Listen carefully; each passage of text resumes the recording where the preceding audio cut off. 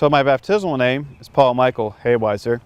And the significance of my name change was because when I came into the monastery, I had just graduated from Saint Vincent College. I had been a college student, and I graduated in May, and I entered the monastery in July. So literally went home for maybe a month, found out I had been accepted and officially, and then came back in July. And so changing my name was very important because of the shift in my life, literally from one side of Saint Vincent College campus to the other. Having graduated with a degree in business, I was now entering into a new life in the monastery, and so having a name change was quite important for that.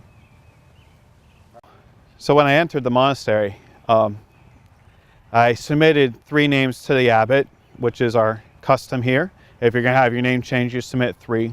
And one of those options was Isaac.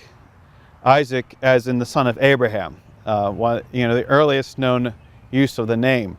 A name which means laughter.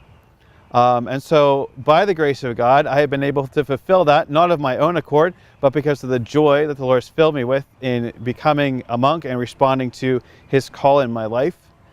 And so the name was significant though because of what happened before I joined the monastery and how it became significant, because my encounter of the name was within the context of the story of Abraham taking Isaac up onto a mountain. And in that particular moment when Abraham has to take everything he ever hoped for, the perceived fulfillment of God's promise. God promised that he'd be the father of many nations. He gives him, after Abraham trying to take care of that on his own through Ishmael and God taking Ishmael away, he has Isaac. And so Isaac is the perceived fulfillment of that promise. God says, give me Isaac back. And there were moments in my life up until my senior year of college when I encountered the story where there were many things I had to give up, but the Lord was still calling me to give up more. And the more I gave up, the more I discovered who I was in him. And in the same way, I was mirroring Abraham and Isaac. I had to give up what I thought was my vocation, which was to be a Dominican. But clearly, I'm not dressed in white, I'm dressed in black. God was calling me to become a Benedictine.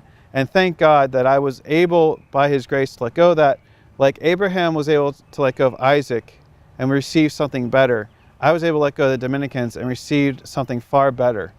In that, not that the Benedictines are much better than Dominicans, we're older though, but more so of the fact that this was God's will for my life, and therefore it was better. And so that name became so significant because of that story of letting go of what we think God's will is and receiving what God's will is for our lives. So for me, that name change has caused me to live out that reality in my monastic life. I try not to have expectations of what God's plan is for my life, but try to live each moment of each day.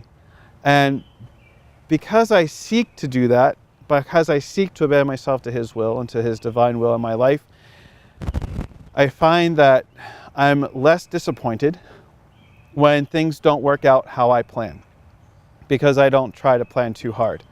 And therefore, I'm open to receiving that ram that substituted for Isaac, God's better plan in my life.